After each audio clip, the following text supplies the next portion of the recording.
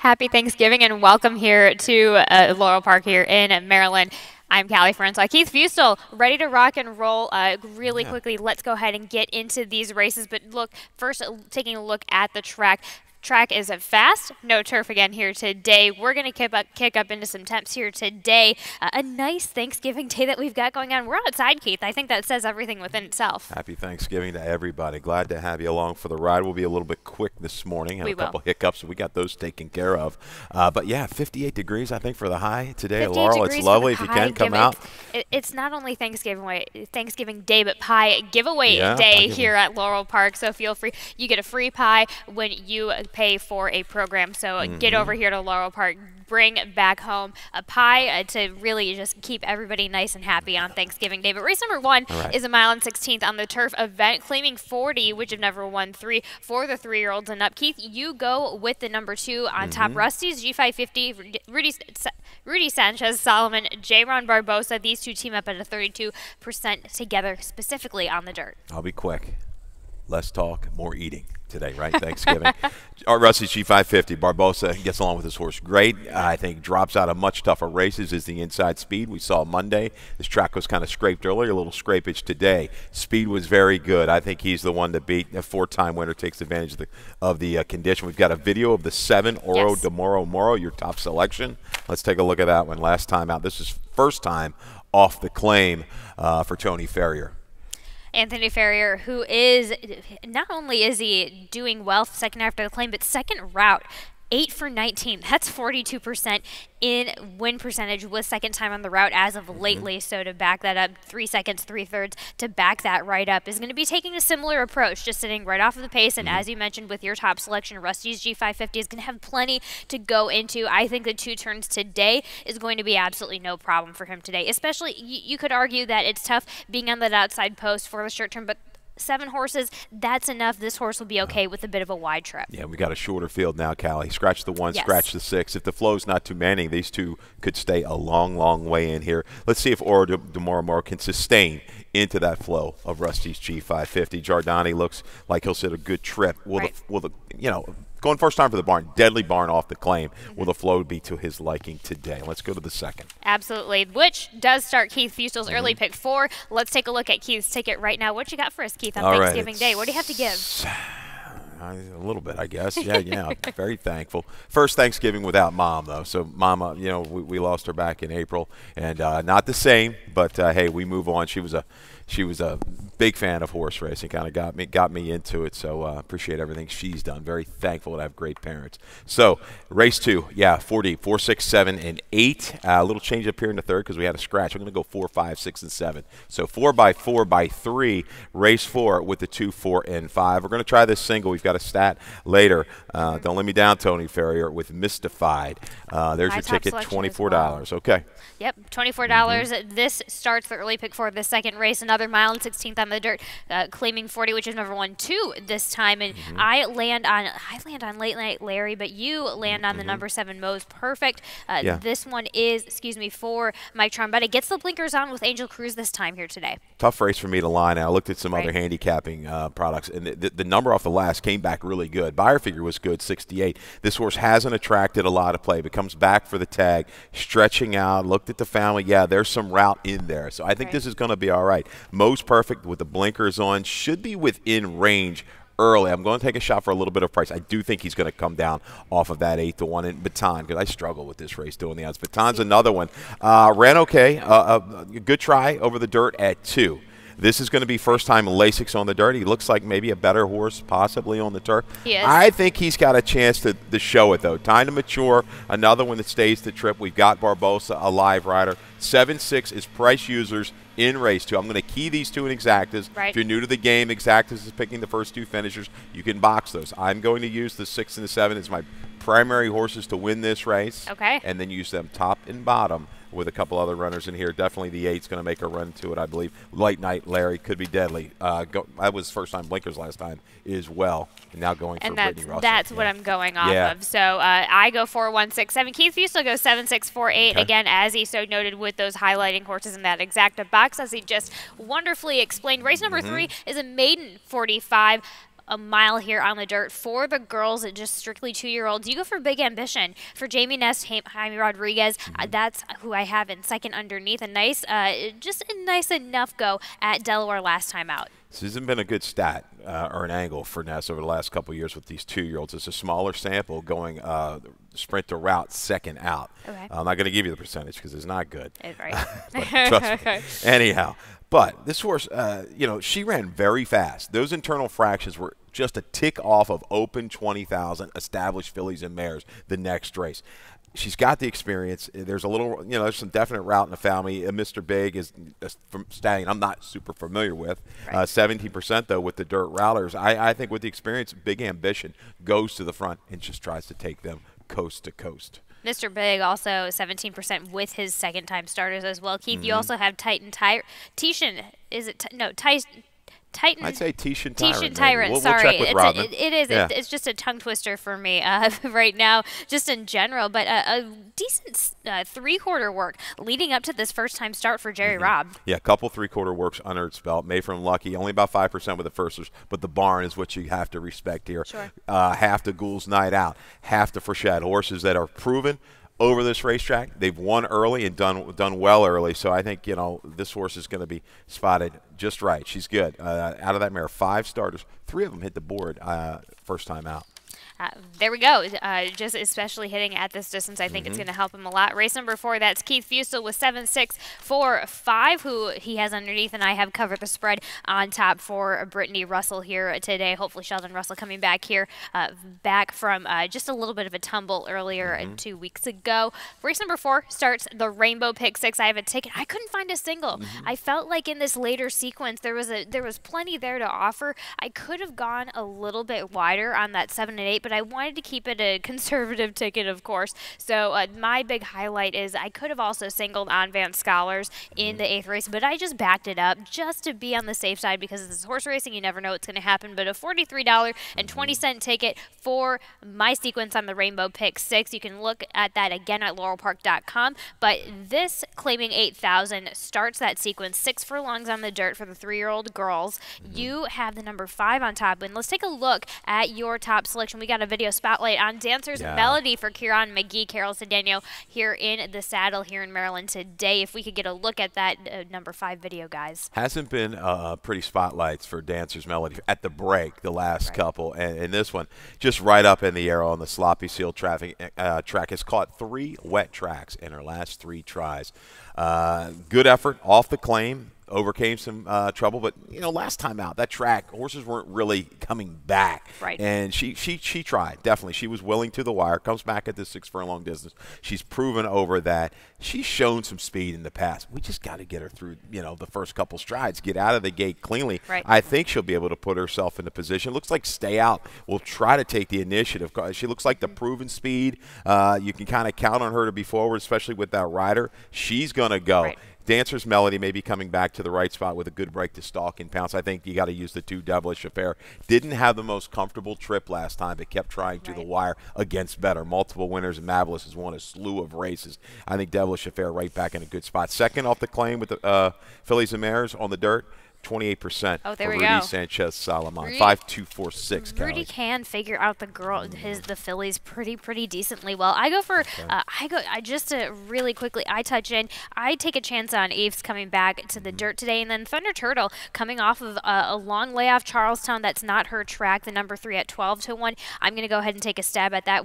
I think we're going to get to see a more positive result out of that Dale Capuano runner. But that is Keith Fusel 5-4-2-6. I go 6-3-5-2. In the start of the Rainbow Pick 6, race number 5 is a mile back to mile and 16th today for the claiming 16 never win 2. We've got a stat on not only our top selection that we share, but your best bet of the day, Keith. Mystified for Anthony Ferrier, Javian Toledo. Yes, first time Ferrier, last 3 years in Maryland. 5 for 11, 45%, 7 for 11 in the money. These dirt routers off the claim between a $10,000 and $20,000 price tag. Okay, ROI, it's solid, 340. This horse has been a popular claim. A little difficult to handle last time. We got in a position, steady getting out. That's not a comment I like seeing or even putting down. Right. That when that happens on a horse, I mean, what are you thinking as a rider then when you kind of get this kind of trip from a horse. What's that telling you? Is that it can't be positive, right? Or it's not. It's not totally positive. On top of that, you do have this work, the 52-4 work that does on November 14th. That doesn't really make things any better, but this is where Anthony Ferrier can kind of convince me a little bit. I mean, lately, 30% first after the claim as of late. Like I said, I feel like this horse is I also feel like we're going to get a similar ride that we saw back at Parks. We're back. I think the 2 turns is really the biggest thing that's going to help out this horse today. When you see horses getting out at the 3/8, that does bother me a little bit. But again, willing to take a chance. Might have just might have just been in between horses a little bit, might have gotten a little bit uncomfortable. You can see back was taken back a little bit further, and if you go back to that win coming with 1 run at the end, and I think that's exactly how this horse needs to be played. Otherwise, they can get stressed out a little bit, even if they're a gelding. Yeah, definitely. This is a horse I want to look at on the track. See if he's feeling good. Right. You know, bouncing around out there a little bit on the racetrack. Maybe tweak the equipment. Maybe he's done something with that to make it work, to get a straighter, truer Mystified in race number 5. Because I think if he's good, he's going to be forward. He's going to be within range. There's not a slew of speed in here. Spritzer looks like the main inside speed could take them a long way at a price. Tate is Tate. He loves chasing, picking up the pieces. Maybe he gets over. What's he got? 12 seconds, I think. That's why I have him in second. He certainly fits. I mean, if he brings close to an A game, he should roll by these. So I go 4, 6, 1, and 8 in race 5. You want to go to a commercial now? We can go to a commercial, Keith. Thanks for thank you. That we will be right back to talk about the rest of our Thanksgiving Day card. We're ready for the start. They're off.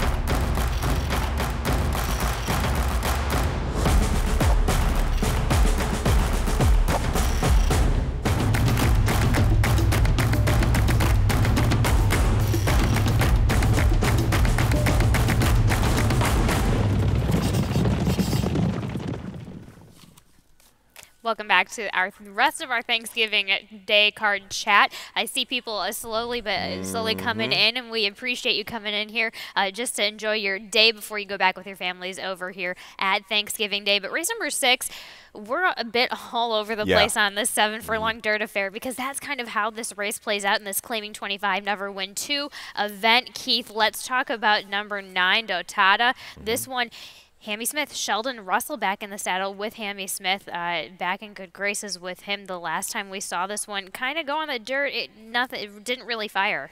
Yeah, this was really difficult. I'm hoping Dotada, she can hold form. Her numbers, clearly, consistently have been better than the rest of this field over her last few tries. Maybe drops into the right kind of spot. These races have been kind of getting away from her. I don't think this group is going to be something that's going to just kind of where she's going to have to make up 7, 8 lengths from mid-turn. I certainly hope not. I think her natural ability, she's going to drop into this spot and be within range, within striking distance by the time they hit the quarter pole. I think Toledo might be riding. Dotada will double-check on that, Cal. But I think the class drop is what's going to be key. If she can just kind of hold form and run that lower to mid-60 number, that's going to put her right there against this group. Looks like Pray for the USA is going to show that speed. A little price shot. I've got this horse third, Johnny's Little Girl. I think this is a filly that might just clearly improve second out. She ran okay figures at 2. She's revamped off a long layoff. She ran good. She goes out to 7/8 for a barn that's 4 for 10, 7 for 10 in the last 3 years when they come to Laurel on the dirt. There's a price user there for race 6. Sure, 3 for 7 as of late, kind of near this meet for Preciado. 5 for 7 in the money, so you're not off there, especially that. I take a stab at the underneath the number 7. Toss a coin, Tim Keith, Giannovello. This filly is finally back sprinting at the proper level. I think they got the right idea of dropping her for back for the 25, but she ran well despite, I think she's just better not only on the dirt but sprinting on the dirt. So this 7 furlong, that's the only tricky thing about this, but I think she'll be showing up as a little bit of a piece of it here today. I like the 8-1 what you've got on her, Keith. I think this is a race again. If you're kind of new, there's a button on the self-serve machines, or you can go up to the if you like a horse, everybody in this race. I don't think there's a horse you can really completely toss. That Sunkiss did take advantage of the bias last time out in Gallop. We'll see if she can kind of handle this step up. But you're right. I think I can see toss a coin in there. Villaregia intrigues me a little bit. She's finally going to get a chance to run at Laurel.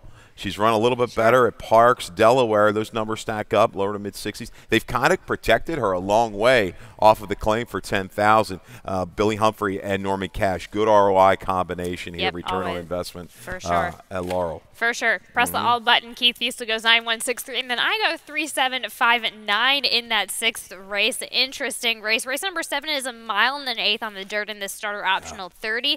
Sets up well for the scratch of the number 1 Nautilus. And Good Luck Chuck and My Red sets up well for the number 7 for Love of Country for Lacey Gaudette. Let's take a look at that last time out. This is a great claim that I think Lacey got out last time. Yeah, this horse ran very well. Looked good on the racetrack. As most, the horses do for Lacey. I was a little surprised that he was able to overcome this trip. Broke just a beat slow and then hung out 4 wide into this first turn. God, as a rider at Laurel Park going 2 turns, unless the track's really playing to an outside lean, which it usually doesn't. Okay, we don't have that overwhelming biases here. Right. This is a tough trip, but relaxed with Rosado, 4 wide, and is able to kind of make a little bit of an aggressive move right here. He says, okay, you know what? Everybody may be sleeping to the inside of me. Let's get into position and kind of go with this guy. And boy, did he respond. He's got back numbers on the page. He was dead resilient. Look at this through the last eighth of a mile. He did a lot of the dirty work, was going to deny, Nautilus here late. A horse had been on a roll on the main track. This was a dead game effort. Flow should be to his liking. Get it today. You've got Good Luck Chuck out, who I thought was going to be the main speed in here. Nautilus to kind of set that inside trip, but for Love of Country, right back. Well, that was a kudos to, I'm going to give a kudos to Johan Rosado on that, because that's such a risky move to make a move like that, especially early on the backside. So he got that horse out, got the horse with clean air, just let that horse relax, and as you saw, but the reason that horse was able to pull off that move in the end, because he got such confidence, and that's what Johan put that horse in a right confidence mindset on the backside for it to give him tenfold on the outside. So that was not only was a nice claim for Lacey, but it was a really nice instinctive ride on Johan Rosado's part. And she doesn't claim a slew of horses throughout the year. And here's a little stat that caught my eye over the last couple of years. She's 3 for 6. And 5 for 6 in the money. So 3 wins out of 6. Yep. Second off the claim, following a win with an ROI of 303. Let's see. I know he picks up a couple pounds and 3 pounds in that race. Let's see if he can bring it right back. He's got the back class to do it. Let's talk about. Do we have anybody else that we're really interested other than for Love of Country? Well, I've been chasing Walk Away Joe. Right. He's just kind of laying there in position and just not firing. I think he's going to need a little bit of a contested pace to kind of push him through. I mean, his best gets him there. Welling stays in for Kieran. He's going to have to, again, he might have to be aggressively ridden to stay within range and keep on going, but he's capable on his best. He took out the other speed, which is interesting. I thought they might stay in. But, hey, that's what you're going to get from me. I think for Love of Country, he's going to be the horse to beat. But Welling's certainly capable. Walk Away, Joe's certainly capable on their best, no doubt. Exactly. So we'll see how it all sets up that way. But race number 8 is a little bit of a highlight for me personally. A mile and 16 on the dirt in this allowance optional 55. Let's take a look at your horse that will probably be taking a majority of the money, the number 6 Advanced Scholars for Capuano. Just coming out of just having a wonderful gritty late summer fall season for Advanced Scholars. Yeah, back on the dirt. I mean, I tell you, tremendous job they did with this horse to come back off of that break from November to August to win the Bald Eagle Derby at a mile and 3/16. His try in the Japan Turf Cup when it was rained off the turf, right? It was just that was brutal. So game. Yes. I mean, all the pressure. Didn't expect that to happen. He kept on going. Again, here he is laying in a position. Other horses kind of got the jump on him, but he stays grinding inside, just keeps on going. This guy is a trier. A couple scratches in here with Armando R. Clinton Maroon. I don't know what they would have had to done with the early flow, but position-wise with that post, he should be within range. A stalk. He's shown me that he can do either or, up to the front or from just off of it. I like his recent form here for Dale. I'm going to use him, and I'm going to use the poser. Yep. I think the scratches definitely helped the poser maybe more than Advanced Scholars because he was going to have hung out. He's a horse that's you know, he's got a steady run, Cal, but it's not an explosive run. But, man, he's in good form. Yes. Hammy's got him in great form right now. His numbers are going up, up, and up. Can he pair up an 89? I'm not sure.